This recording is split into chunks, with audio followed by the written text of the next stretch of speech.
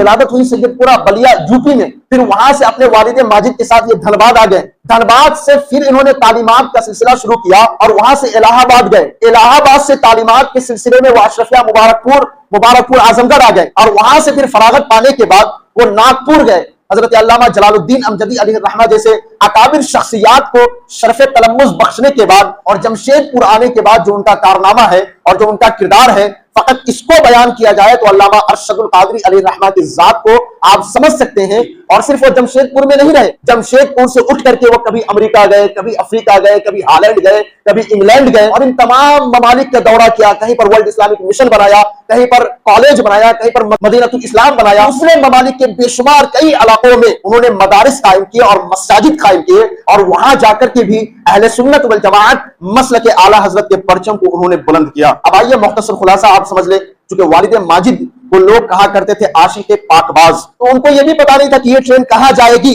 और वाकई इलाहाबाद जाएगी भी या नहीं जाएगी। थोड़े से ही पैसे थे तो थोड़ा ही सामान मिला, तो थोड़े से खाने के बाद 4-5 गिलास पानी पी लिए। ये जमशेदपुर पहले कोई बहुत अच्छा शहर नहीं था, तो हजरत अल्लामा दरख्त के नीचे बैठ करके बच्चों को पढ़ाना शुरू किए। इनका जोश इतना जबरदस्त था कि जब धूप हो जाती, धूप की शिद्दत हो जाती, तो हजरत अल्लामा पढ़ाना नहीं छोड़ते थे बल्कि छाता लेकर के जाया करते थे। पहले हुकूमत से बात की जाए कि वो यहाँ की जमीन जैसी लीज खत्म हो टाटा कंपनी से, तो ये जमीन हमें मुहैया कर दे और यहाँ पर हम हॉस्टल बनाए, हम मदरसा बनाए और यहाँ पर तालीम और ताल्लुम का सिलसिला हम शुरू करें। अगर मैं जरा सा भी नींद पर कंट्रोल नहीं रखता, सो जाता, तो जाहिर सी बात है कि ऊपर से किस तरफ मैं पलटता, ट्रेन से नीचे गिर जाता, मेरी मौत हो जाती। बल्कि हुकूमत में हो, गवर्नमेंट में हो, दीनी एतबार से हो, मिली एतबार से हो, समाजी एतबार से हो, हर जगह से उन्होंने इतना काम किया है, इतनी खिदमत अंजाम दी है और इतने बड़े काम किए हैं कि आज भी लोग उनका नाम अदब के साथ लेते हैं। रईसुल कलम कायद अहले सुन्नत हज़रत अल्लामा अरशदुल कादरी अलैहिर्रहमा इरशाद फरमाते हैं कि या रसूलल्लाह, बहरे दीदार मुश्ताक है हर नजर, बहरे दीदार मुश्ताक है हर नजर, दोनों आलम के सरकार आ जाइए, चांदनी रात है और पिछला पहर, दोनों आलम के सरकार आ जाइए। जलवागर सामने पैकरे नूर हो, मुनकिरों का भी सरकार शक दूर हो, करके तब्दील एक दिन लिबासे बशर, दोनों आलम के सरकार आ जाइए। हाज़रीन मुकर्रम, ये सफरुल मुजफ्फर का महीना है और इस महीने की बहुत ही बरकतें हैं। वहीं पर इस महीने में बहुत सारे बुजुर्गान दीन के उर्स के भी मौके मौजूद हैं, जिनमें सरे फहरिस्त बरेली के ताजदार इमाम अहले सुन्नत, हामी सुन्नत, माहिए बिदअत हजरत अल्लामा शाह इमाम अहमद रजा खान फाजिल बरेलवी अलैहिर्रहमतु व रिज़वान का उर्स भी इसी महीने में है। और इसी महीने में बरेली शरीफ के अंदर रौनकें होती है, हर तरफ मौसम बहारा होते हैं और जहां भी नजर आप दौड़ाइए लोगों का इज़्दिहाम और लोगों की भीड़ होती है। वहीं पर इसी महीने में बहुत सारे बुजुर्गान दीन के आरासे मुबारका हैं। उनमें एक शख्सियत कायद अहले सुन्नत रईसुल कलम हजरत अल्लामा अरशदुल कादरी अलैहिर्रहमतु व रिज़वान, बानी मदरसा फैजुल उलूम व जामिया हजरत निजामुद्दीन औलिया, कि जिस शख्सियत ने इमाम अहले सुन्नत की तालीमात को और आला हजरत की रविश को जिस तरीके से अपनाया और उसकी इशाअत की, यह अपने आप में ही एक मिसाल है और एक लाजवाब काम है। अल्लामा अरशदुल कादरी अलैहिर्रहमा जाहिरी तौर से तो पीरी मुरीदी से वो दूर रहे और इसके अंदर भी उनकी एक जबरदस्त फिक्र पोशीदा है और जिसको वो कभी कभी बयान भी किया करते थे कि पीरी और मुरीदी के चक्कर में रह करके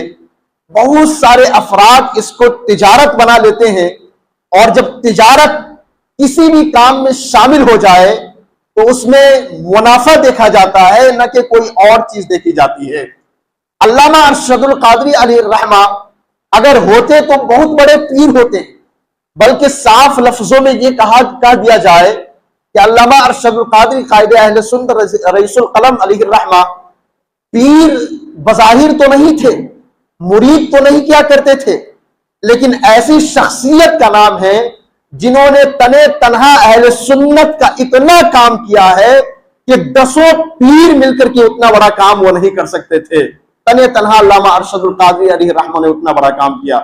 تو آپ لوگ بھی میرے خیال سے وہ بڑے پیر صاحب نہیں تھے، بظاہر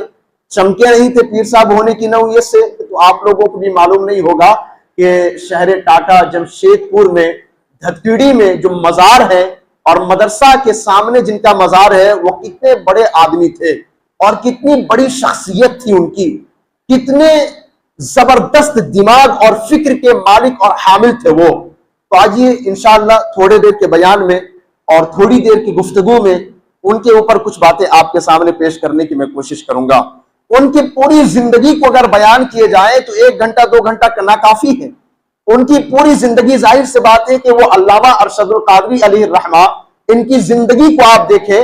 کہ یہ دھنباد سے اٹھ کر کے، یہ پہلے ان کی ولادت ہوئی سید پورہ بلیا یوپی میں، پھر وہاں سے اپنے والد ماجد کے ساتھ یہ دھنباد آ گئے،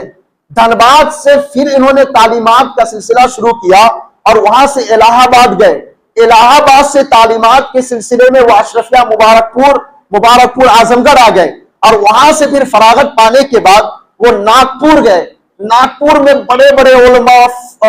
علماء اور علامہ کو پڑھانے کے بعد حضرت علامہ جلال الدین امجدی علیہ الرحمہ جیسے اکابر شخصیات کو شرف تلمذ بخشنے کے بعد وہاں سے اپنے استاذ کے حکم پر پھر وہ جمشید پور آئے، اور جمشید پور آنے کے بعد جو ان کا کارنامہ ہے اور جو ان کا کردار ہے، فقط اس کو بیان کیا جائے تو علامہ ارشد القادری علیہ الرحمہ کی ذات کو آپ سمجھ سکتے ہیں کہ پوری زندگی ان کی خدمات کیسی رہی۔ اور صرف وہ جمشید پور میں نہیں رہے، جمشید پور سے اٹھ کر کے وہ کبھی امریکہ گئے، کبھی افریقہ گئے، کبھی ہالینڈ گئے، کبھی انگلینڈ گئے اور ان تمام ممالک کا دورہ کیا، کہیں پر ورلڈ اسلامک مشن بنایا، کہیں پر کالج بنایا، کہیں پر مدینہ الاسلام بنایا، اور اسی طریقے سے انہوں نے ملک ہی نہیں بلکہ دوسرے ممالک کے بے شمار کئی علاقوں میں انہوں نے مدارس قائم کیے اور مساجد قائم کیے، اور وہاں جا کر کے بھی اہل سنت والجماعت مسلک اعلیٰ حضرت کے پرچم کو انہوں نے بلند کیا۔ اب آئیے مختصر خلاصہ آپ سمجھ لیں، حضرت علامہ ارشد القادری علیہ الرحمۃ والرضوان کی جو ولادت ہے 9 جنوری 1923 عیسوی میں آپ سید پورہ بلیا ضلع میں ایک گاؤں پڑتا ہے، وہاں پر آپ دنیا میں تشریف لائے اور پیدا ہوئے۔ آپ کے والد ماجد بھی بہت بڑے عالم دین تھے، آپ کے بھائی فیض العارفین بھی بہت بڑے بزرگ اور بہت بڑے عالم دین تھے، آپ کے چچا زاد بھائی حضرات بھی علماء ہی تھے، اور آپ ایک علمی خانوادے میں تشریف لائے۔ اور جب آپ کی ولادت ہوئی تو چونکہ والد ماجد کو لوگ کہا کرتے تھے عاشق پاک باز، وہ اپنے مرشد کے بہت بڑے عاشق تھے اور بہت بڑے عاشق رسول بھی تھے، بہت بڑے علامہ اور فہامہ بھی تھے، اور نہایت ہی متقی اور پارسا شخصیت تھے وہ۔ تو وہاں سے انہوں نے ہجرت کر کے دھنباد جھارکھنڈ میں قیام اختیار فرمایا، اور وہاں پر ایک کتاب کی دکان کھولی، اور کتاب کی دکان کھول کر کے حضرت علامہ ارشد القادری علیہ الرحمہ جو بچپنے کے عالم میں تھے اس وقت، انہوں نے کتاب کی دکان پر ان کے والد ماجد نے ان کو بھی رکھ لیا اور کہا کہ میں کتابیں بیچتا ہوں اور آپ بھی یہی رہو، میری معاونت کرو، میری مدد کرو۔ تو حضرت علامہ ارشد القادری علیہ الرحمہ وہی کتاب کی دکان میں بیٹھ گئے، اور چونکہ گھر کے ماحول شروع سے مالی اعتبار سے زیادہ بہتر نہ تھے، مالی اعتبار سے کمزوری کے شکار تھے، اور والد بزرگوار بہت بڑے عاشق تھے، لہٰذا انہوں نے بھی کتاب کی دکان پر کتاب بیچنی شروع کر دی۔ لیکن دیکھیے تعلیم کا شوق اور ذوق کتنا زبردست ہے اور کتنا لاجواب ہے کہ کتاب کی دکان پر حضرت علامہ کتاب بیچ رہے تھے، اسی درمیان آپ نے ایک شخص کو دیکھا کہ وہ باہر سے مدرسے سے پڑھ کر کے آیا، اور پڑھ کر کے آیا تو خوب شیروانی جبہ کبا لگا کر کے گاؤں میں جب پہنچا تو لوگوں نے بڑھ چڑھ کر کے استقبال کیا کہ مولانا بن کر کے کوئی آئے ہیں، کوئی علامہ بن کر کے آئے ہیں، تو لوگوں نے بڑی عزت افزائی کی اور بڑے حوصلوں سے نوازا ان کو۔ تو حضرت علامہ ارشد القادری علیہ الرحمہ ان کو دیکھنے کے بعد اپنے دل میں ایک زبردست فکر انہوں نے پیدا کی اور ایک زبردست جذبہ ان کے دل میں آیا کہ دیکھیے یہ مولانا بن کر کے آیا ہے تو پورے گاؤں والے ان کی عزت کر رہے ہیں، اگر میں بھی مولانا بن کر کے آ جاؤں اسی طریقے سے تو گاؤں والے جیسے ان کی عزت کرتے ہیں ویسی ہماری بھی عزت کریں گے، ہماری بھی حوصلہ افزائی کریں گے، ہمیں بھی عزت افزائی سے نوازیں گے۔ ایک چنگاری تو یہ بھڑکی تھی، لیکن علامہ ارشد القادری علیہ الرحمہ بچپنے کے عالم میں والد بزرگوار کی مالی حالت ٹھیک نہیں تھی، سو آپ کتاب کی دکان پر ہی ٹھہر گئے۔ لیکن کبھی ایک شخص کا آنا ہوا اور انہوں نے آ کر کے صرف علامہ کو اتنا کہہ دیا کہ ارے بابو صرف کتاب ہی بیچو گے یا پڑھائی لکھائی بھی کرو گے؟ صرف کتاب ہی بیچو گے یا کتابیں پڑھو گے بھی؟ اب یہ ایک بات ایسی تھی، اتنی زبردست ان کے دل میں یہ بات لگی اور نقش ہوئی کہ حضرت علامہ ارشد القادری علیہ الرحمہ اس بات کو سننے کے بعد فوراً اپنے کتاب پر کتاب بیچنے کا جو کام تھا وہ ترک کیا اور خاموشی کے ساتھ ایک پلان بنایا۔ اور پلان کیا بنایا کہ اب گھر بار کو چھوڑ دینا ہے۔ کچی عمر تھی، چھوٹے عمر کے تھے، لیکن پلان دیکھیے کتنا شاندار اس وقت سے ہی وہ بنا رہے تھے۔ دھنباد میں اپنے والد بزرگوار کے گھر کو چھوڑنے کا انہوں نے فیصلہ کیا اور کہا کہ جیسے وہ مولانا پڑھ کر کے آئے ہیں، میں بھی اس سے زبردست عالم دین بن کر کے آؤں گا اور کتابیں پڑھوں گا، اتنا پڑھوں گا کہ کتابیں بھی خود مجھ پر ناز کرے گی کہ کسی نے مجھ کو پڑھا ہے۔ تو علامہ ارشد القادری علیہ الرحمہ کتاب کی دکان سے اٹھے اور چند روپے اپنے والد بزرگوار سے لیے، اور لینے کے بعد انہوں نے ایک دوست کو تیار کیا، اور بچپنے کے عالم میں دیکھیے کتنا شاندار، اسی لیے محنت انہوں نے شروع سے کی تو آج پھل ان کو ملا ہے کہ وہ شہر ٹاٹا میں لیٹے ہوئے ہیں، جمشید پور میں لیٹے ہوئے ہیں، اور ایسی جگہ پر لیٹے ہوئے کہ دن رات وہاں قرآن کی تلاوت ہوتی ہے، بخاری اور مسلم پڑھائے جاتے ہیں، وہاں پر ترمذی اور صحیح ستہ کی کتب حدیثیں پڑھائی جاتی ہے، اور دن رات وہ طالبان علوم نبویہ کے پاس لیٹے ہوئے ہیں اور نگرانی فرما رہے ہیں۔ اور ساتھ ہی ساتھ وہ آج سے 2002 میں ان کا انتقال ہو گیا، لیکن 2002 میں انتقال ہونے کے باوجود بھی پوری دنیا میں ان کا نام لیا جاتا ہے۔ کیوں لیا جاتا ہے؟ اس لیے کہ انہوں نے اپنے آرام کو، اپنے شب و روز کی جو آسائش تھی ان کو ترک کیا، اور ترک کر کے اپنی پوری زندگی کو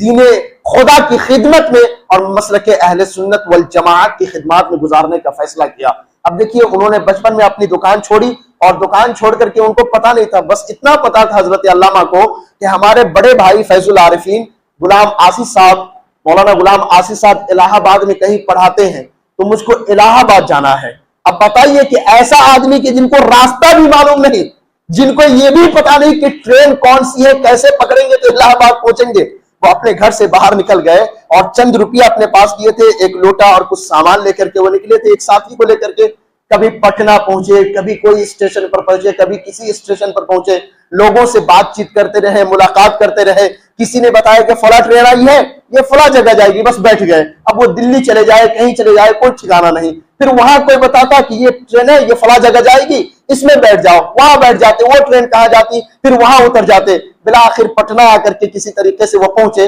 وہاں پر کسی نے بتایا کہ یہاں سے ٹرین فلاں جگہ جاتی ہے، سو فلاں ٹرین آئی ہے، اس کو پکڑ لیجیے، آپ کہیں پہنچ جائیے گا۔ تو ان کو یہ بھی پتا نہیں تھا کہ یہ ٹرین کہاں جائے گی، اور واقعی الہ آباد جائے گی بھی یا نہیں جائے گی۔ حضرت علامہ ارشد القادری اسٹیشن پر کافی بھوکے تھے، کوئی کھانے پینے کا اہتمام بھی نہیں تھا، چند روپے کے سامان خریدے آپ نے، میرے خیال سے بادام، وہ کچا بادام جو ملتے ہیں اسٹیشن پر، وہ خریدے آپ نے، اور خرید کر کے آپ اس کو کھا لیے، اور تھوڑے سے ہی پیسے تھے تو تھوڑا ہی سامان ملا، تو تھوڑے سے کھانے کے بعد 4-5 گلاس پانی پی لیے۔ 4-5 گلاس پانی پینے کا فائدہ یہ ملا کہ کھانا تو تھوڑا کھائے تھے، لیکن پانی زیادہ پینے کی وجہ سے ان کا پیٹ بھر گیا اور بھوک اور پیاس کی شدت سے وہ دور ہو گئے۔ بالآخر وہ ٹرین میں بیٹھ گئے، اور بیٹھنے کے بعد جانا شروع کیے، ٹرین چلتی رہی، سفر ہوتا رہا، اور ان کو یہ بھی معلوم نہیں کہ ٹرین جائے گی بھی یا نہیں جائے گی۔ لیکن اللہ تبارک و تعالیٰ کا فضل ہوا کہ وہ ٹرین جس پر وہ بیٹھے تھے وہ الہ آباد ہوتے ہوئے آگے کہیں دوسرے اسٹیشن تک جانے والی تھی۔ جب الہ آباد جنکشن آیا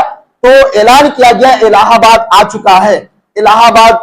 پہ ٹرین پہنچ چکی ہے، الہ آباد اسٹیشن پر ٹرین آ چکی ہے۔ تو ان کے کان میں جیسے ہی بات پہنچی تو وہ بات یاد آ گئی کہ مجھ کو الہ آباد ہی جانا تھا۔ حضرت علامہ کو یہ بھی معلوم نہیں تھا کہ میرا بھائی کہاں پڑھاتا ہے، اور وہاں الہ آباد اسٹیشن پر حضرت علامہ اتر گئے، اور اترنے کے بعد کسی طریقے سے پوچھ پاچھ کر کے اپنے بھائی کے پاس پہنچے۔ بھائی کے پاس پہنچنے کے بعد کچھ دنوں تک وہاں تعلیم حاصل کی۔ اس کے بعد ان کے بھائی حضرت مولانا غلام آصف صاحب فیض العارفین بہت بڑے بزرگ ہیں، انہوں نے الجامعۃ الاشرفیہ میں حافظ ملت کے پاس ان کو چھوڑ دیا، اور وہاں پر زبردست محنت۔ بلکہ ایک بات یہاں پر یہ بھی آپ کو بتاتا ہوں میں کہ جب وہ اشرفیہ پڑھنے کے لیے گئے تھے تو اشرفیہ جو ابھی مبارک پور میں بڑا سا مدرسہ ہے جہاں سے پڑھنے والوں کو مسماعی کہا جاتا ہے، اس وقت وہ مدرسہ اتنا بڑا بنا نہیں تھا، بس مکتب کی صورت میں کچھ تعداد میں بچے رہتے تھے، تھوڑی سی بلڈنگ تھی، اور اسی میں تعلیم و تعلم کا سلسلہ جاری تھا۔ حضرت علامہ جب وہاں پہنچے تو ان کے لیے خوراکی کا معاملہ نہیں بیٹھ پایا، جاگیر میں کھانا کھاتے تھے بچے، تو ان کے پاس کھانے کے لیے پیسہ بھی نہیں تھا کہ وہ کیا کھاتے ہیں۔ لیکن ہمت نہیں چھوڑی, پڑھنا ہے تو پڑھنا ہے, انہوں نے ہمت باندھی رکھی. ان کے چچا زاد بھائی وہاں پڑھا رہے تھے, وہ ان کو 2-4 آنے دینا شروع کیے, تو 2-4 آنے سے وہ کھانا کسی طریقے سے جٹا پاتے تھے, کھاتے تھے اور پوری توانائی سے پڑھتے تھے. بلکہ تاریخ میں یہاں تک بات لکھی ہے کہ ان کے پڑھنے کا انداز اتنا شاندار تھا کہ اپنے استاد سے کلاس روم میں تو پڑھتے ہی تھے, ساتھ میں جو ان کے اوپر جماعت میں بچے پڑھ رہے ہوتے تھے, استاد کے پاس پڑھنے کے علاوہ ان بچوں سے بھی پڑھتے تھے. اور عام طور سے بچہ ایک کلاس کو 1 سال میں پاس کرتا ہے, حضرت علامہ اتنا پڑھتے تھے کہ سال پڑھنے سے پہلے کلاس آؤٹ کر جاتے تھے اور آگے بڑھ جاتے تھے. اسی طریقے سے انہوں نے شاندار طریقے سے اپنے تعلیم و تعلم مکمل کی, اور زبردست علامہ, فہامہ, مناظر, مفتی اور زبردست مدرس اور معلم بن کر کے حضرت علامہ شاہ عبد العزیز محدث مراد آبادی حافظ ملت کے آغوش کرم سے وہ نکلے,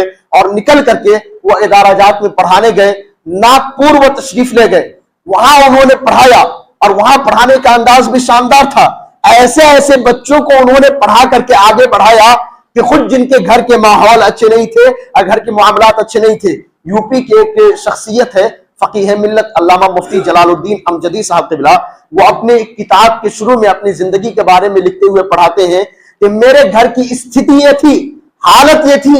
کہ گھر میں کھانے پینے کے لیے زیادہ کچھ موجود نہیں تھے, کمانے والا بھی میں ہی تھا اور پڑھنے والا بھی میں ہی تھا. سو میں دن بھر کام کیا کرتا تھا اور رات میں کچھ گھنٹے نکال کر حضرت علامہ ارشد کے پاس پڑھا کرتا تھا, اور رات میں پڑھتے پڑھتے علامہ ارشد القادری نے ان کو اتنا پڑھایا کہ وقت کا فقیہ ملت بن کر کے وہ چمکے, اور آج بھی ان کو دنیا مفتی جلال الدین امجدی علیہ الرحمہ کے نام سے جانتی ہے. اب دیکھیے, ناگپور میں پڑھا رہے تھے تو ان کے استاذ گرامی حضرت حافظ ملت علیہ الرحمہ جو مبارک پور اشرفیہ جن کا مدرسہ ہے وہ جمشید پور آئے. اور جمشید پور آپ کو پتا ہوگا کہ ان کی بایوگرافی میں آپ جائیں اور ہسٹری میں جائیں آپ کو پتا چلے گا کہ جمشید پور پہلے کوئی بہت اچھا شہر نہیں تھا, اور یہاں پر بہت سارے لوگوں کی آبادی نہیں تھی. بلکہ ٹاٹا اسٹیل کمپنی کا جب قیام ہوا تو ان میں ورکر جاب کرنے والے لوگوں کی تعداد بڑھنی شروع ہوئی. بہار سے, اڑیسہ سے, جھارکھنڈ سے, بنگال سے بہت سارے لوگ ٹاٹا اسٹیل کمپنی میں جاب کرنے کے لیے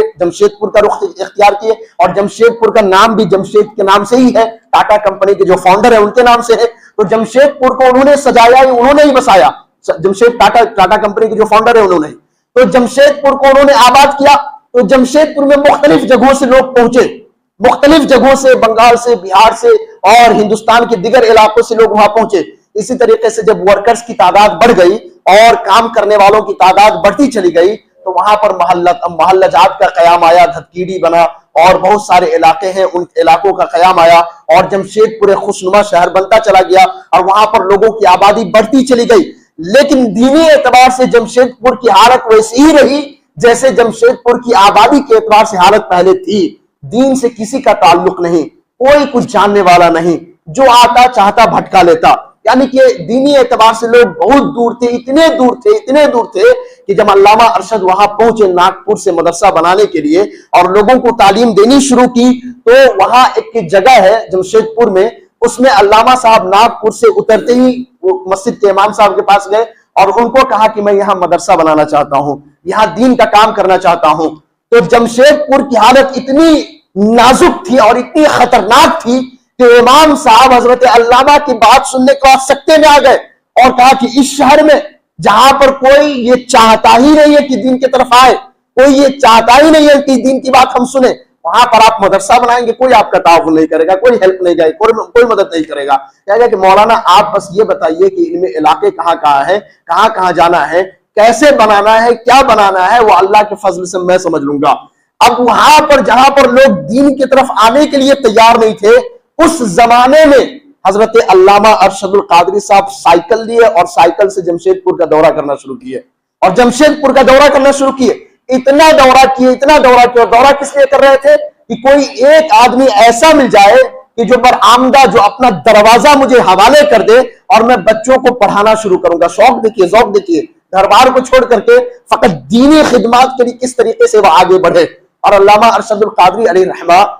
کوئی بھی فرد اور کوئی بھی شخص ایسا نہیں ملا کہ جو اپنا برآمدہ اور اپنا دروازہ حضرت علامہ کو دے دے کہ آپ یہاں پر پڑھائیے, اور کوئی ایسا مل بھی نہیں رہا تھا کہ کوئی سنی اہل سنت والجماعت سے تعلق رکھنے والا ہو, کوئی اہل سنت والجماعت سے مضبوطی کے ساتھ پکڑنے والا ہو اہل سنت والجماعت کے دامن کو, تو وہ اپنی جگہ دے دے. لیکن سب کوئی بد عقیدہ تھا, کوئی کچھ تھا, کوئی کچھ تھا, اور جو بد عقیدہ وہاں جاتا تھا لوگوں کو گمراہ کر دیا کرتا تھا. حضرت علامہ جب دھتکیڑی پہنچے, جہاں پر ابھی مدرسہ اور ان کا مزار اور شاندار مکہ مسجد ہے, آج جمشید پور میں مکہ مسجد کا بھی قیام نہیں ہوتا, مکہ مسجد ہوتی ہی نہیں. اگر علامہ نہ ہوتے تو مکہ مسجد بھی نہیں ہوتی. لیکن دیکھیے ان کی محنت اور ان کی کاوش کتنی زبردست رنگ لائی ہے کہ آج شاندار 2 منزلہ مکہ مسجد وہاں پر کھڑی ہے. آج شاندار فیض العلوم ادارہ, اور یہ جو آپ کا امام ہے یہ بھی اسی ادارے کا پروردہ پروڈکٹ ہے اور آج آپ کی امامت کر رہا ہے. اسی طریقے سے پوری دنیا میں وہاں کے پڑھنے والے گئے اور آج بھی خدمات انجام دے رہے ہیں. بنگلور ہو, کرناٹکا ہو, حیدرآباد ہو, تلنگانہ ہو, جہاں بھی آپ ہندوستان میں چلے گئے وہاں آپ کو جمشید پور فیض العلوم کے پروڈکٹ ملیں گے اور وہاں کے اسٹوڈنٹ آپ کو ملیں گے. کوئی مفتی کے عہدے پر خدمات انجام دے رہے ہیں, کوئی امام کے عہدے پر خدمات انجام دے رہے ہیں, کوئی پرنسپل کے عہدے پر خدمات انجام دے رہے ہیں, بڑے بڑے عہدے پر وہ خدمات انجام دے رہے ہیں. اب دیکھیے تو دھتکیڑی میں جب حضرت علامہ آئے, میں اس لیے آپ کو جمشید پور کی تاریخ بتا رہا ہوں کہ آپ جمشید پور کے قریب ہیں اور زیادہ آپ قریب سے ان چیزوں کو جانیں گے. ایک جگہ حضرت علامہ آئے دھتکیڑی میں ایک شخص کے مکان پر, تو آپ نے دیکھا کہ اس کے دروازے پر لکھا ہوا تھا یا خواجہ یا غوث, اس طریقے سے کچھ کلمات لکھے ہوئے تھے. تو علامہ نے سمجھ دیا کہ اس گمنام شہر میں ایک امید مجھے ملی ہے, میرے خیال سے یہ خواجہ کا نام لینے والا ہے, یہ غوث اعظم کا نام لینے والا ہے, اس کا مطلب یہ سنی ہے, یہ کچھ مدد کرے گا. تو حضرت علامہ جا کر کے دروازہ کھٹکھٹایا, بغیر کام, کوئی پہچان نہیں, کوئی جان پہچان نہیں. دروازے کھٹکھٹائے تو اندر سے ایک بچی کی آواز آئی. کہا کون؟ کہا کہ میں. تو کہا کہ ابو ابھی نہیں ہے, ابو شام میں آئیں گے, آپ شام میں آ کر کے ملاقات کریں. تو حضرت علامہ کہا ٹھیک ہے بچی, میں شام میں آتا ہوں, شام میں ہی آ کر کے ملاقات کروں گا. حضرت علامہ اور شیخ القادری شام میں آئے. شام میں جب آئے تو وہ میرے خیال سے ٹاٹا اسٹیل کمپنی کے ورکر تھے, کام کر رہے تھے. تو وہ جاب کر کے شام میں گھر لوٹے. تو لوٹنے کے بعد ان کی بیٹی نے بتایا کہ فلاں شخص آئے ہوئے تھے اور علامہ خود بھی پہنچ گئے. تو ان سے بات بچار کرتے ہوئے انہوں نے ایک دلچسپ واقعہ اس بیچ میں بھی ہے کہ کیسے ان کو منایا اور کیسے راغب کیا کہ آپ اپنا دروازہ اور اپنا برآمدہ مجھے حوالے کر دیں, میں یہاں پر بچوں کو تعلیم دینا چاہتا ہوں. تو کیسے منایا یہ بھی ایک دلچسپ واقعہ ہے, لیکن مختصر میں عرض کر رہا ہوں. تو اس شخص نے کسی طریقے سے اس بات پر سر تسلیم خم کیا اور قبول کیا اس بات کو کہ ٹھیک ہے, میں آپ کو اپنا دروازہ دیتا ہوں, اپنا برآمدہ دیتا ہوں, آپ یہاں پڑھائے. حضرت علامہ کے اندر اتنا شوق تھا, اتنا ذوق تھا کہ وہ ایک چادر اوڑھے ہوئے تھے, اور جیسے ہی اس شخص نے کہا کہ یہ برآمدہ آج سے آپ کے حوالے ہے, آپ چاہے تو یہاں پر بچے بچیوں کو پڑھائے, یہاں پر بچے اور بچیوں کو تعلیم دے. جیسے ہی کہا اپنے رومال کو نکالے اور فوراً صاف کرنا شروع کیے کہ مجھے یہ جگہ مل گئی, یہاں پر اب میں بچوں کو پڑھاؤں گا. تو اس شخص نے منع کیا, کہا کہ عالم دین ہے, کیسے ان کو صاف کرنے دو. انہوں نے اپنی بچی کو بلایا, کہا کہ بیٹی یہ سب کو صاف کر دو, اس کو صاف کر دو, یہاں پر یہ مولانا صاحب تعلیم دیں گے.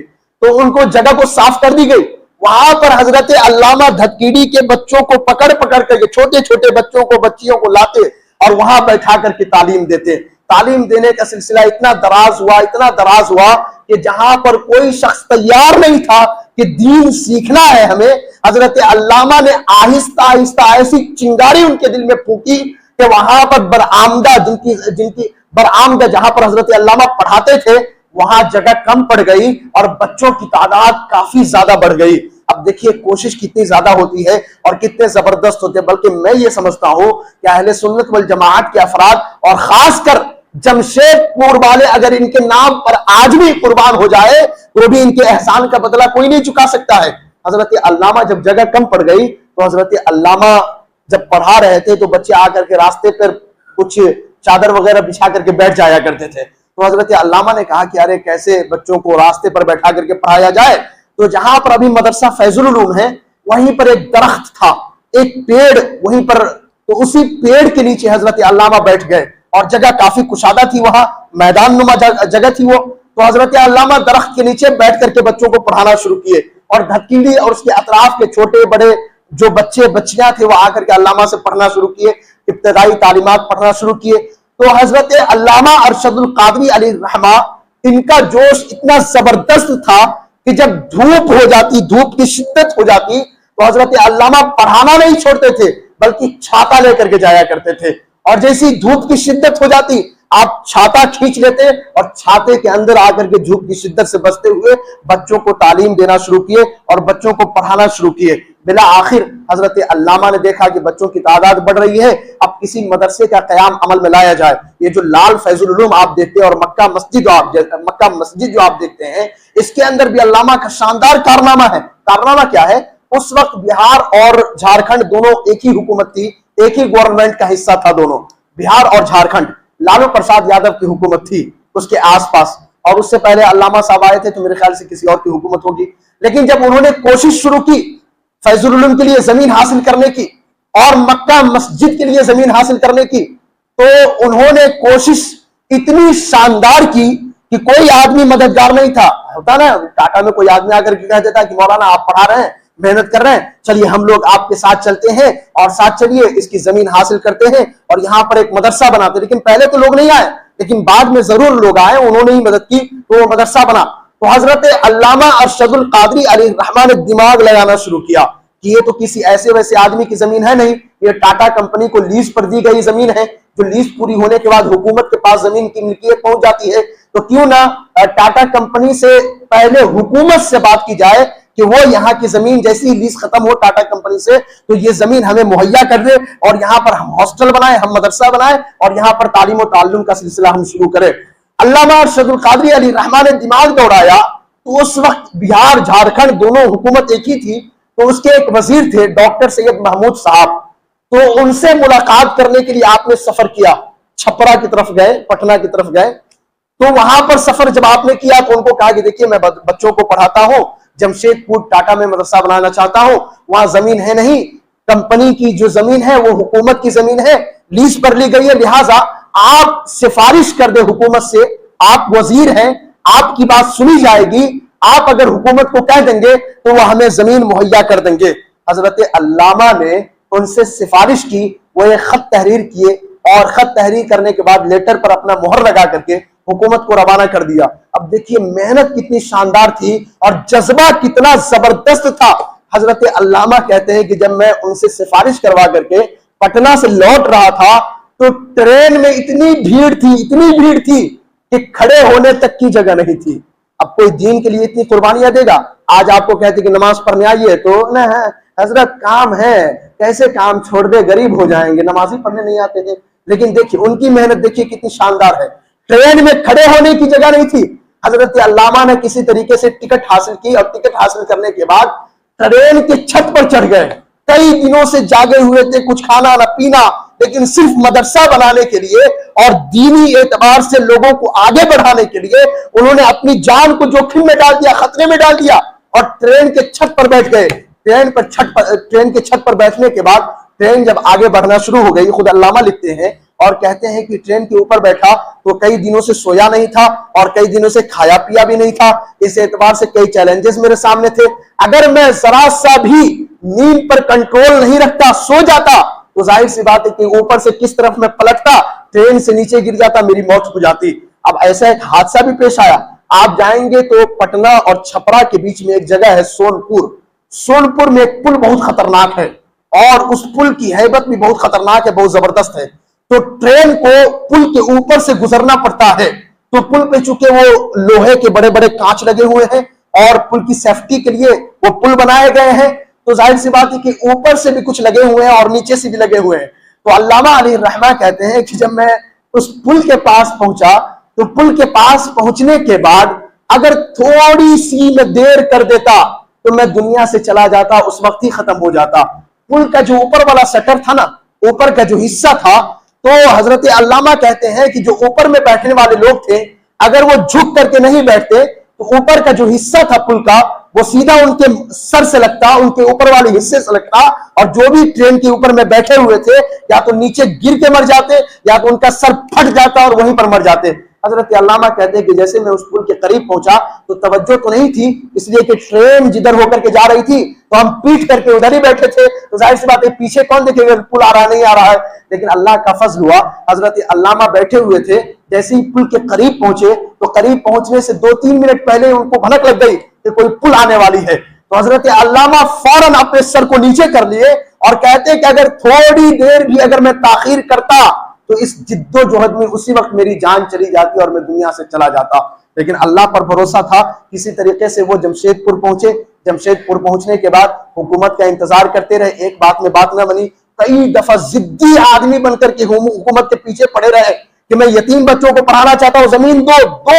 دینا ہی پڑے گا۔ کسی طریقے سے سفارش کر رہے تھے، اس کے پاس جانا، اس کے پاس جانا، اس کے پاس جانا، اس کے پاس جانا، کسی طریقے سے تھوڑی سی زمین ملی۔ وہ جو تارا پور اسکول آپ دیکھتے ہیں اور بغل میں فیض العلوم ہے، تو تھوڑی سی زمین ملی، وہاں پر کسی طریقے سے انہوں نے ادارہ بنایا، ادارہ بنانے کے بعد بچوں کو پڑھایا، اس کے بعد پھر کوشش کی، تو کوشش کرنے کے بعد ہاسٹل کے لیے زمین مل گئی، ہاسٹل بنایا، شاندار ہاسٹل میں بچے رہنے لگے۔ پھر وہاں پر ایک اردو اسکول ہے، سرکاری گورنمنٹ اسکول ہے، اس کی زمین کے لیے آپ نے کوشش کی، پھر وہ زمین بھی مل گئی۔ اس طریقے سے جمشید پور، جہاں پر نہ کوئی مدرسہ تھا، نہ کوئی دین کی طرف آنا چاہتے تھے، حضرت علامہ نے اپنی کوشش سے ایک مدرسہ فیض العلوم اور ایک اسکول کا قیام عمل میں لایا، اور وہاں کے بچے، باہر کے بچے آ کر کے پڑھنا شروع کیے، اور وہاں سے پڑھ کر کے پوری دنیا میں انہوں نے خدمات انجام دی۔ پھر لالو پرساد یادو کی حکومت تھی، تو مکہ مسجد جو آپ دیکھ رہے ہیں، اس کی بھی ایک دلچسپ کہانی ہے۔ زمین حکومت نہیں دے رہی تھی، بہانے بنا رہی تھی، ظاہر سی بات ہے حکومت بہانے بنائے گی۔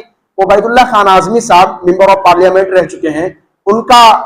سہارا لیا اور کہا کہ چلو ان کے پاس کوشش کرتے ہیں، لالو پرساد یادو کے پاس، کہ وہ مکہ مسجد کے لیے ہم کو زمین دے دے، وہاں پر بچوں کو پڑھایا جا رہا ہے۔ تو آپ کو حیرت ہوگی، حضرت علامہ اتنے جوامرد آدمی تھے اور اتنے بڑے قائد تھے، اتنے بڑے لیڈر تھے، کہ ایک بار میں زمین نہیں ملی، اور پیسہ بھی اتنا نہیں تھا کہ زمین خریدتے وہ حکومت سے۔ تو انہوں نے کسی طریقے سے سورس لگایا اور کہا کہ حکومت سے کہہ دو، عبید اللہ خان اعظمی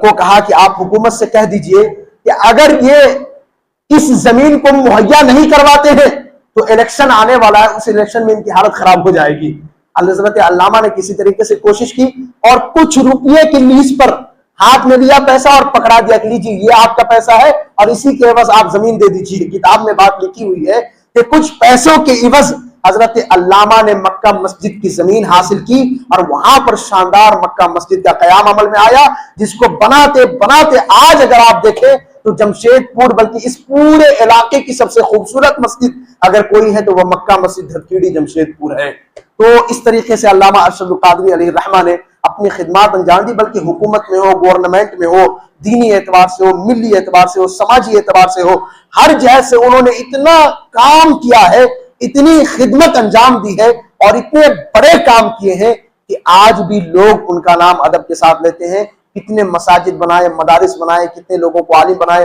بلکہ مجھ کو جو دیکھ رہے ہیں نا، میں بھی جمشید پور سے پڑھا ہوں، میرے دادا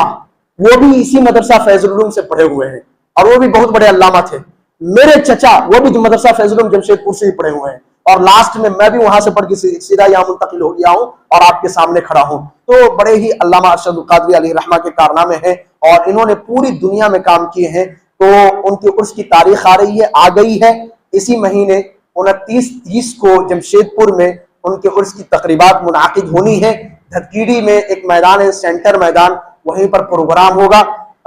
بمبئی سے مخدوم اشرف سمنانی کے نائب اور جانشین حضرت سید معین ملت معین الدین اشرفی